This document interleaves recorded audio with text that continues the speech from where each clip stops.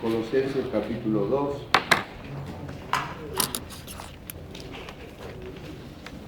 Desde el texto 8 vamos a leer hasta el 15 inclusive.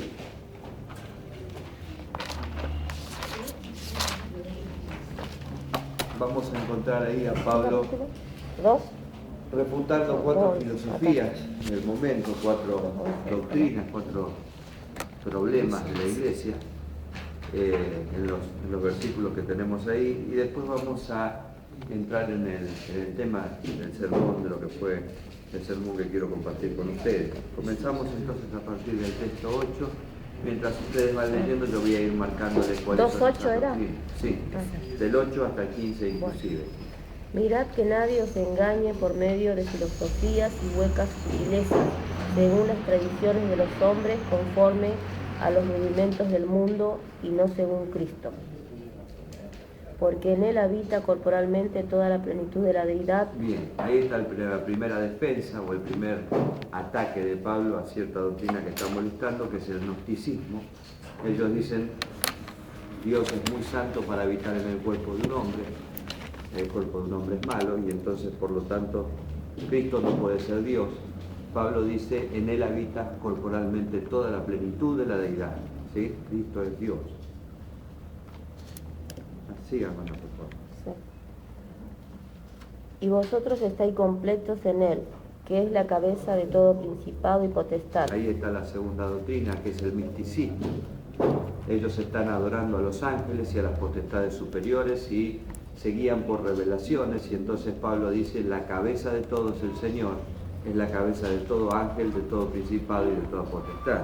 ¿Cuál es el Misticismo, lo que tiene que ver con adoración a los ángeles. ¿Y lo primero también era gnosticismo? No, lo primero es gnosticismo. Es lo que dice que Dios es demasiado santo para habitar en el cuerpo de un hombre. ¿Sí? Seguimos. En él también fuisteis circuncidados con circuncisión no hecha a mano, al echar de vosotros el cuerpo pecaminoso carnal en la circuncisión de Cristo. Bien, ahí está la tercera doctrina, que tiene que ver con el legalismo, la circuncisión no hecha de mano, sino la circuncisión hecha a través de Jesucristo, es lo que está defendiendo Pablo ahí.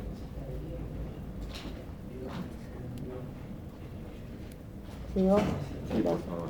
Sepultados con él en el bautismo, en el cual fuisteis también resucitados con él, mediante la fe en el poder de Dios que le levantó de los muertos. Seguimos, ¿y a vosotros?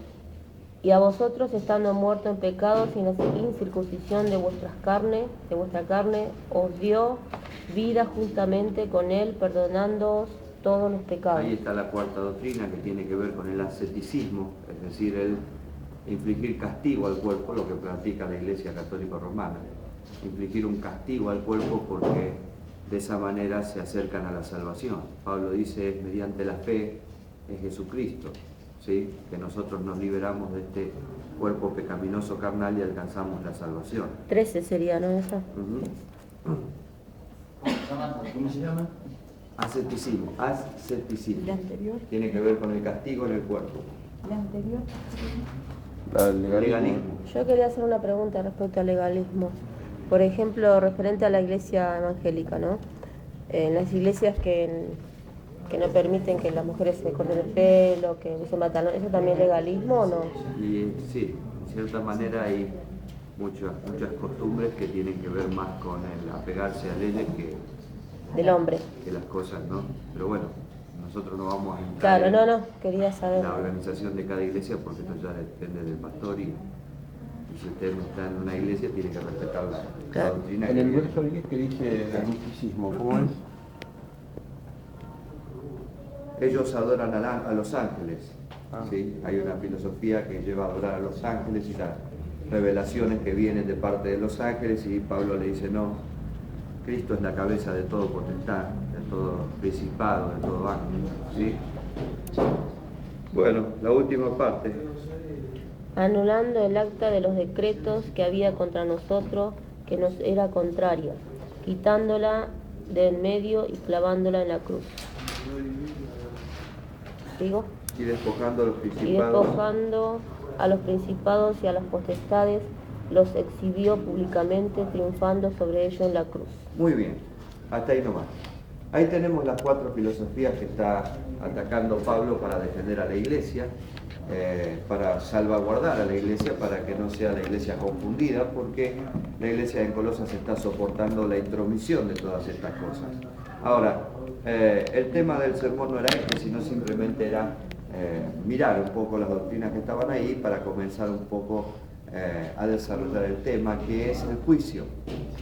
Nosotros vimos acerca de la eternidad de Dios, y entonces vimos que en la eternidad de Dios había 7 periodos o 7 tiempos, ¿se acuerdan?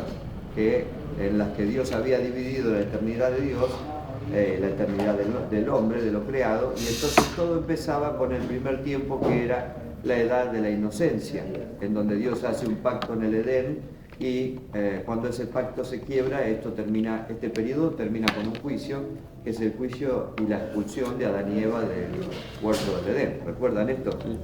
Después empieza una segunda etapa, que es la etapa de la conciencia, y digo esto porque voy a hacerles una pregunta, que fue la pregunta en la que me basé para desarrollar el texto, el mensaje, ¿no?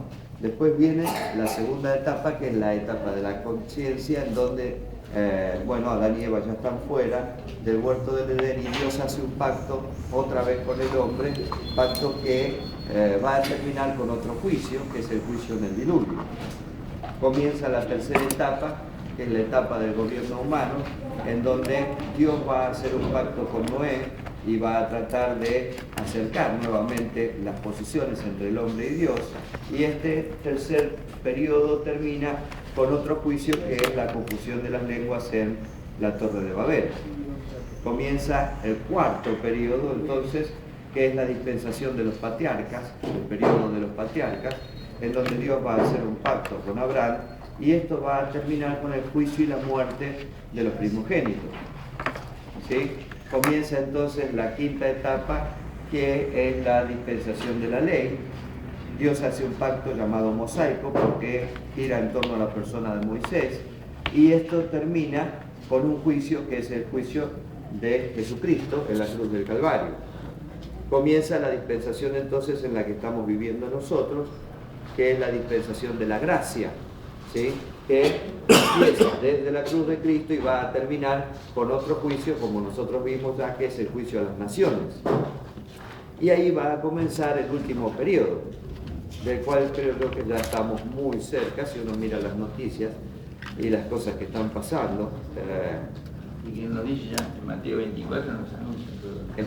Estamos demasiado cerca ya, ¿no? Si uno mira las noticias de lo que viene incluso hasta de Estados Unidos, la decisión del presidente de cambiar la historia de Estados Unidos y declarar a Estados Unidos como un país ya no cristiano. Esto es realmente llamativo. No sabía. ¿No sabían esto? ¿El presidente sí es? El presidente, sí, bueno, acaba de distanciarse hace unos días atrás acerca de la religión, y dijo que Estados Unidos ya no es más un país cristiano. Esto es realmente alarmante, es llamativo, viniendo de un país con historia cristiana, ¿sí? Así que yo creo que falta muy poco, que estamos caminando hacia los últimos momentos. Yo siempre digo, miren la televisión, miren las noticias, está viniendo mucha información de parte de Dios para la iglesia, y nosotros tenemos que estar atentos a todos estos movimientos. Después va a comenzar el último periodo, que es el del milenio, en donde Dios va a cumplir el pacto que hizo con David, y esto va a terminar con el juicio ante el gran trono blanco, ¿sí? Ahora, ¿cuál de estos 7 juicios le parece a usted que es el más importante? ¿Cómo? No entendí. Yo dije, preste atención, yo voy a hacer una pregunta, ¿sí? El trono blanco. Pero yo me confundí, no entendí nada de todo lo que habló, me confundí todo. Yo por lo menos me pasó eso. No, hablamos de los 7 periodos en la que fue dividida la eternidad, ¿sí? Y en cada periodo Dios hizo un pacto, y ese periodo terminó con un juicio. Sí. ¿Está? El primer juicio fue la expulsión de Adán y Eva, el segundo fue el diluvio, el tercero la confusión de lenguas, el cuarto la muerte de los primogénitos, el quinto la cruz de Cristo, el sexto será el juicio de las naciones, y el séptimo el juicio ante el gran trono blanco. ¿Cuál de estos 7 juicios es el más importante? El juicio de la cruz. ¿Cuál? El de la cruz es muy importante. Bien, el juicio más importante es el de la cruz, Porque ahí es donde se inició. porque acá es donde se define todo, Claro. ¿sí? ¿Lo puede escribir usted ahí todo lo que No se dijo? podría escribir todos los primeros juicios porque lo digo así, ta. No, pero Es que ya lo vimos, eso. Yo simplemente ya. estoy dando un devocional y usando lo que vimos en la eternidad de Dios. ¿Sí? Si cualquier cosa, si usted no estuvo ese día, después lo pedimos, lo copiamos. Sí. ¿Está? Eso lo debo tener. Repasando un poquito lo que habíamos visto, y ahí nació el mensaje. ¿Sí? El juicio más importante es el de la cruz de Cristo, porque ahí es donde se define todo, es un antes y un después de la historia, y sin la cruz de Cristo todo lo demás ya no tiene valor, no tiene validez. Lo pasado sería simplemente historia y lo porvenir directamente fábula. Así que el juicio más importante que nosotros tenemos es el juicio de la cruz de Cristo, en donde Es el último plan de Dios. es el único, El único. ¿sí? En donde fueron juzgadas 3 cosas. ¿Sí? En la cruz de Cristo fueron Sería en la juzgadas quinta dispensación, ¿no? 3 cosas, En la quinta dispensación sería. en el final de la quinta dispensación. ¿Sí? Fueron juzgadas 3 cosas. Ahí fue juzgada la ley. Fue lo primero que fue juzgado. ¿Sí? La ley que había empezado como un medio, porque Pablo dice en Gálatas que era un ayo. Un ayo era, la figura de un ayo era la figura de una persona que se encargaba de llevar los chicos al colegio y que se fijaba en cuanto a que los chicos tenían que estudiar, a lo que los chicos tenían que desarrollarse en la parte cultural. ¿Sí? Entonces Pablo dice, la ley fue un ayo, fue una guía, fue lo que el Señor proveyó para acercarnos a Jesucristo. Pero lamentablemente los judíos transformaron la ley en un fin. Y la ley llegó a ser más importante que las personas, y la ley llegó a ser importante que Dios mismo. Tanto es así que todas las discusiones que ellos tuvieron con Cristo pasaban por la ley. No les importaba si una persona era leprosa y era sanada de esa lepra, o si tenía una mano seca y era sanada de esa lepra, sino que les molestaba a ellos era que Jesús lo hiciera un día sábado.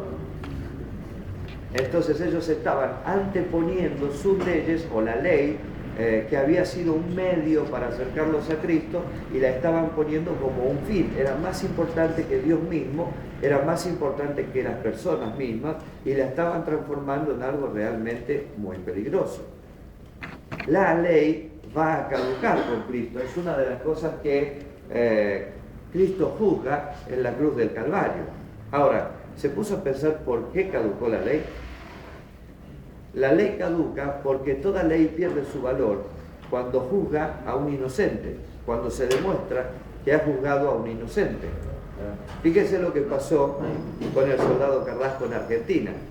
El soldado Carrasco estaba cumpliendo con la ley del servicio militar obligatorio, ustedes saben que era un hermano en la fe, y sometido a castigos por demás dentro de un cuartel, terminó perdiendo la vida.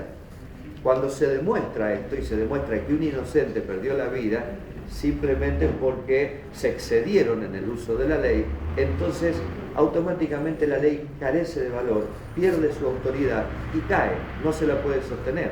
Por más que hubieran querido, ya no había forma de sostenerlo, porque la misma sociedad estaba pidiendo que la ley terminara. Aunque ahora la misma sociedad pide que vuelva, pero en ese momento la misma sociedad pedía que cayera. ¿Me entienden? Entonces toda ley caduca cuando juzga al inocente. ¿Qué decía la ley? Maldito todo aquel que muere en el madero. Es decir, la ley estaba maldiciendo al autor de la ley. La ley estaba maldiciendo al Rey de Reyes y Señor de Señores. La ley estaba juzgando e inculpando a alguien que era perfectamente santo, a alguien que era perfectamente inocente, y demostrado esto ante los ojos de Dios, entonces ya no hay más razón para continuar con la ley. Entonces toda ley caduca cuando Se demuestra que ha juzgado a un inocente. No, que los judíos Los judíos lo juzgan por la ley. La ley para ellos es más importante que Dios, es más importante que las personas. Algo de esto todavía queda en nosotros. Ya no guardamos la ley de tener que matar un becerro, ni mirar el cordero pascual, ni todas las leyes que ellos guardaban, pero algo de esto todavía queda. Cosas que nosotros tenemos que ir eliminando porque no hay nada más importante que la persona del Señor Jesucristo.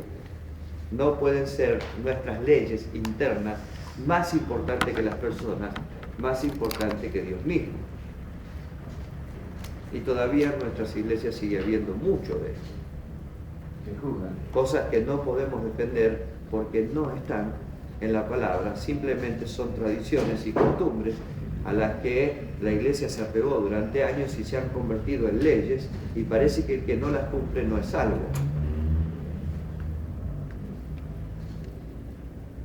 O método.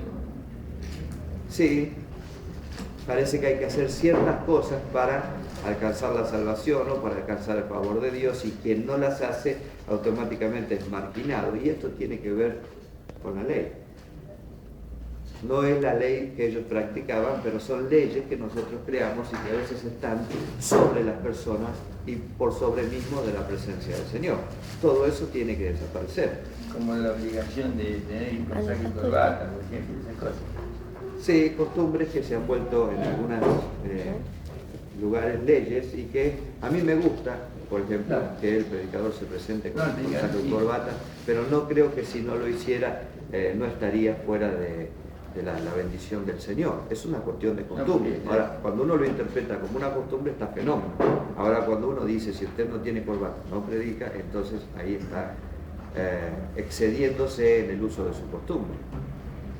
Y un poco de todo esto está todavía dando vuelta. ¿Sí? Lo segundo que fue juzgado allí fue el pecado. El pecado fue juzgado por la cruz de Cristo.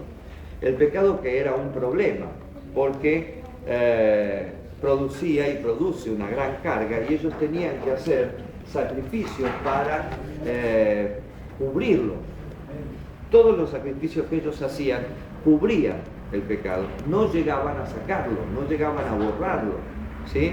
Y cada uno tenía que ofrecer por su propio pecado, y el sacerdote tenía que ofrecer por los de él y por los de todo el pueblo, y entonces tenían un sistema sacrificial tremendo, importantísimo para Israel, pero no podían con todo ese sistema quitar el pecado, sino que simplemente lo cubrían. Tremenda declaración la de Juan, cuando va a venir a nuestro Señor Jesucristo. Él dice, he aquí el Cordero de Dios que quita. Un cordero fue suficiente porque era perfecto para quitar el pecado. Definitivamente ya no es un problema el pecado, sino que ahora en Cristo nosotros somos limpios del peso del pecado, somos limpios de la marca del pecado. David decía, mi pecado está siempre delante de mí. No había forma de que ellos se liberaran de esa carga, no había forma de que ellos se liberaran, simplemente lo cubrían, aplacaban la ira de Dios.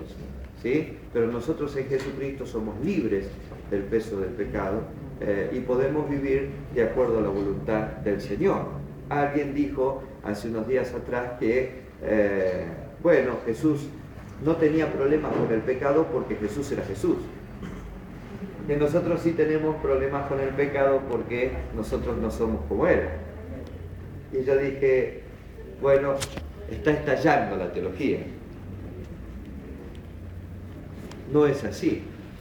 Jesús fue probado en todas las áreas de su vida, y para resistir la prueba fue llevado del Espíritu, dice, al desierto, en donde Él se preparó para poder resistir, y en todas las áreas de su vida demostró que Él era perfecto y que Él era santo, y nos dio las herramientas a nosotros para que nosotros también seamos perfectamente santos. Este es simplemente una excusa para poder hacer las cosas que yo hago y que están mal, simplemente porque entonces yo no soy Jesús. Pero no, el juicio de la cruz dio por terminado esto, y me limpia y me libra absolutamente, porque el sacerdote allí fue perfecto, pudo oficiar en mi lugar. Yo merecía estar ahí y no él, pero él murió en mi lugar, y por su muerte yo soy libre del pecado, es quitado el pecado. Dios me trata como si yo jamás hubiese pecado. Lo tercero que fue juzgado allí la muerte. Otro de los problemas que el hombre enfrentaba, ¿sí? Porque en el momento en que el hombre cayó y probó de aquel fruto que Dios le había dicho que no tenía que probar, apareció la muerte y apareció en dos estados inmediatamente y quedó postergada en un estado para el final. ¿Sí? Entonces, cuando él cayó, cuando él pecó, Dios habla con él y le dice que de ahora en adelante va a tener que morir físicamente. Pero además esto se extiende a su espíritu porque al pecar él muere también espiritualmente, es separado de la comunión con Dios. Hay un tercer estado, un estado final que la Biblia llama la muerte segunda y que esto va a ser el día del juicio en donde ya se condene a las personas que han rechazado el sacrificio de Jesucristo a vivir eternamente separados de Dios, pero esto no va a ser para nosotros. Nosotros vamos a estar con el Señor. La muerte física es o era un problema realmente muy grande y algunos hermanos todavía cuando se habla de este tema se ponen pálidos. Pero para nosotros es simplemente un salto a los brazos del Señor. La muerte física no tiene hoy el peso que tenía en la antigüedad porque con la cruz de Cristo nosotros sabemos que como Él resucitó, vamos a ser resucitados nosotros en el día del arrebatamiento, en donde la Biblia dice que los que han muerto en Cristo resucitarán primero, en un gran milagro del arrebatamiento, en donde Dios va a levantar a todos los que murieron en todas las edades hasta ese momento.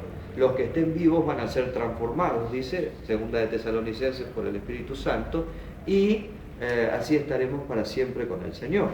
Ya la muerte no es un problema, es simplemente el comienzo de una nueva vida en el Señor, una vida que no tiene fin, una vida que no tiene dolor, una vida por siempre al lado del Señor. La muerte espiritual tampoco es un problema, porque con el Señor en el corazón nosotros podemos recibir vida y vida en abundancia, y la experiencia del nuevo nacimiento le devuelve a nuestro corazón la reconciliación con Dios.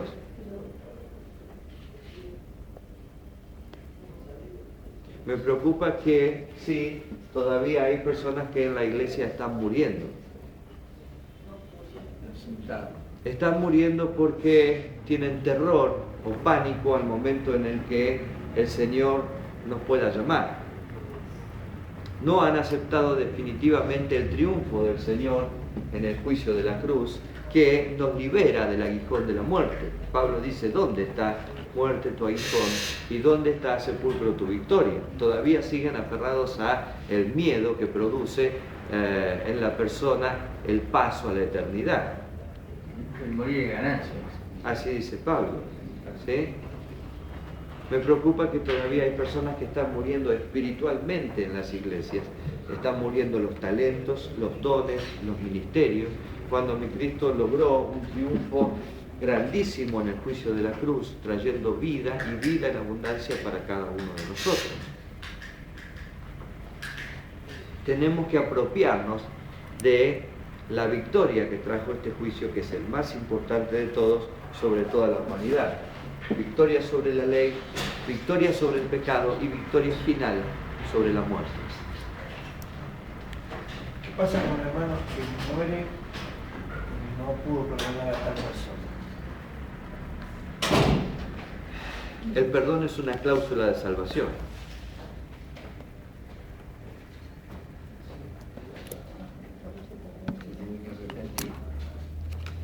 Sí, perdón.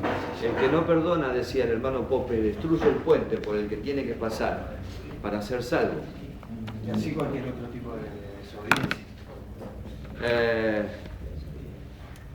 A ver, hay cosas que no afectan a terceros, que afectan directamente nuestro corazón. Y No, yo hablo de en las que cuando muere la persona en algún tipo de desobediencia de la que podamos pueda llegar a cometer. Muere por una desobediencia. si muere en desobediencia, lamentablemente no viaja a la presencia de Dios. El tema es que hay un segundo en la vida de la persona es ese salto a la eternidad que solamente Dios y la persona conocen, en donde yo digo siempre que muchos se rebelan y pierden la salvación y otros saltan de muerte a vida. ¿Quién puede decir qué pasó ahí? No nos toca a nosotros juzgar quién puede ser o no salvo, sino simplemente cuidarnos. Porque se puede arrepentir en el último momento de su vida. Y esto lo sabe solamente el Señor. Contaba la hermana el otro día en la clase acerca de un hermano de ella, intentó suicidarse, pero él no muere por el intento de suicidio, sino que él va a parar al hospital, le descubren que tiene tuberculosis, es terminal y entra en agonía, y entonces a los pocos días muere. Pero mientras él está en el hospital, ella habla con él, dice, yo no sé si él me escuchó o no, y yo decía, Dios le dio tiempo para pensar, tiempo para arrepentirse y tiempo para llevárselo con él. De otra manera, si él hubiera concretado el suicidio, hubiera perdido su salvación. O sea, hay un trato de Dios que entra dentro de su soberanía, un trato final de Dios, que solamente Dios y la persona lo conocen, en donde nosotros no podemos entrar. Muchas personas que han sido fieles durante toda su vida, en ese momento se rebelan y pierden la salvación, porque no aceptan el hecho de que tienen que partir, porque no aceptan el hecho de estar enfermos, o porque simplemente reniegan en ese momento y pierden todo. Yo comparto lo que usted dice, ¿no? Creo que es así, pero se escucha de hombres renombrados, que inclusive son maestros, teólogos, que dicen que por la gracia y esta salvación que le fue dada, por medio de la cruz, que nadie puede borrarla, de suicidar siendo creyente también te vas a acusar para la presencia. No me extraña, porque hoy la Biblia está siendo aligerada muchísimo. Así Y que los hermanos libres dicen que salvo siempre salvo, ¿no? ¿Cómo es ese dicho? Sí, no tan Sí, solo sí, todo. esa doctrina, hay otras iglesias que por ahí usted la ve como pentecostales y todo lo más normal y por la misma gracia, por hablar de la misma gracia sin ser salvo siempre salvo de eso, sí, se escucha mucho eso. Lamentablemente cada vez se escucha más. Yo digo que uno la gracia nadie la puede, y la cruz, ese sacrificio fue sí, muerto, pero la salvación depende de mí, responsabilidad después. Sí, no, porque, amén, eso sí, yo consigo la salvación por la fe, absolutamente. Sí, no hay otra cosa justo, que me acerque a la salvación. Justo con dificultad Se salva. se sabrá. Sí, a ver, yo consigo la salvación por la fe. No hay ninguna otra obra que yo pueda hacer que me acerque a la salvación. Ahora después yo tengo que cuidar eso que yo he conseguido con mi vida, con mi servicio y con mi testimonio, porque si no puedo perderlo, ¿sí? Para eso Pablo me aconseja que yo cuide de mi salvación. Si yo no la perdería, ¿para qué voy a cuidarla?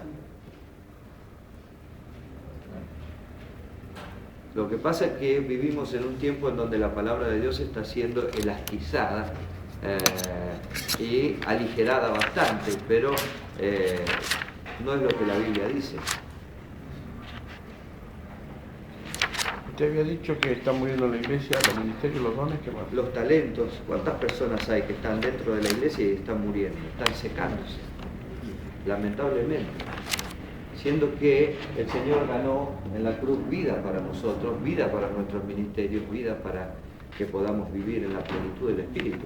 Y había dicho otro más, me parece. Vida, dones, talento.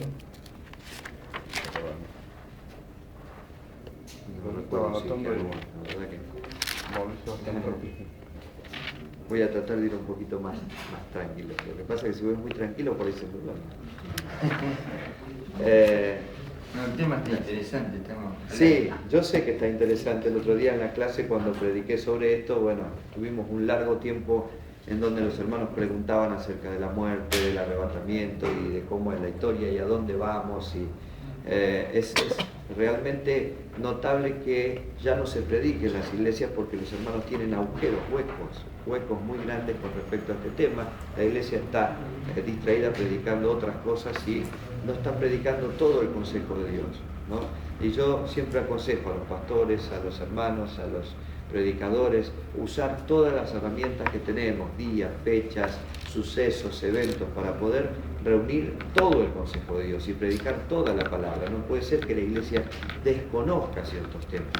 Tiene que tomar contacto con estas realidades porque forman parte de nuestra doctrina, forman parte de nuestra fe. ¿Sí? ¿A dónde vamos? Vamos a la presencia de Dios. Vamos al paraíso, vamos directamente a la presencia de Dios.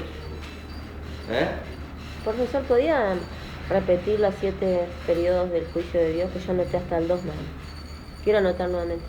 Ajá. Esto lo vimos cuando vimos la eternidad de Sí, Dios. pero- ¿Qué le falta? A ver, menciónelo. Adán y Eva, puse el diluvio. El juicio en la Torre de Babel Ah, y la muerte de los primogénitos le falta. ¿no son 7? 7, sí, pero usted me dijo que le faltaban 2. No, 2 nada más tengo. Ah, la cruz de Cristo, el juicio de las naciones y el juicio ante el gran trono blanco. Tenemos que recuperar estos temas y tenemos que recuperar la palabra del Señor para predicarla completa en la iglesia y para que la gente entienda el corazón del Señor acerca de este asunto. No tenga miedo, no tenga pánico, sino que sepa que es simplemente pasar a los brazos del Señor. ¿Eh?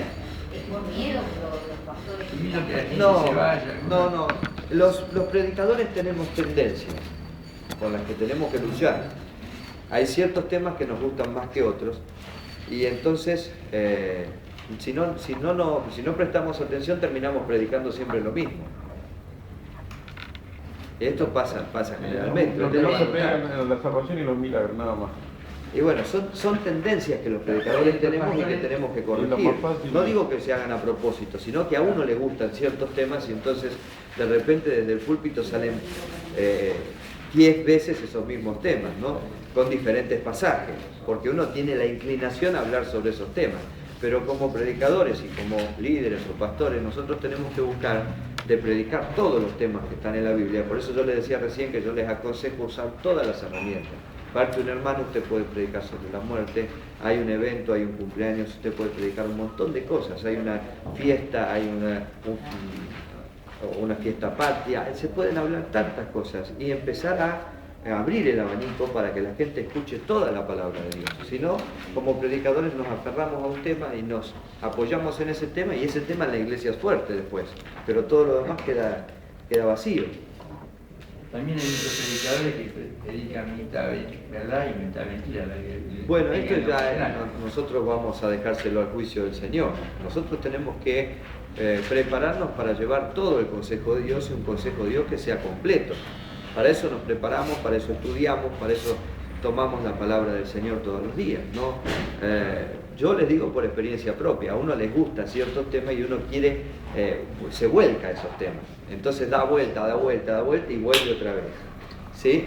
Ahora, si uno entiende que se necesita predicar todo el consejo de Dios, entonces va a ir a buscar también predicando los otros temas que a veces quedan débiles o que quedan colgados, para que la iglesia no sea fuerte en un aspecto y débil en otra, sino que vaya creciendo completa. ¿Sí?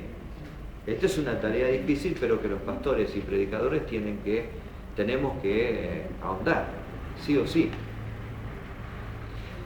Muy bien. ¿Dónde habíamos quedado?